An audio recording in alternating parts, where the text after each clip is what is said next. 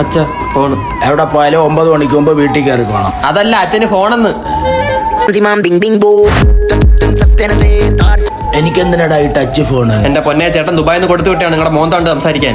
എടാ ഇതിൽ എവിടെ തോണ്ടിയാലും എന്നെ കാണുന്നുള്ളു, അവനെ കാണുന്നില്ല. നോക്കേ, ഇതാരിത്? ആരാത്? അച്ഛനായത്?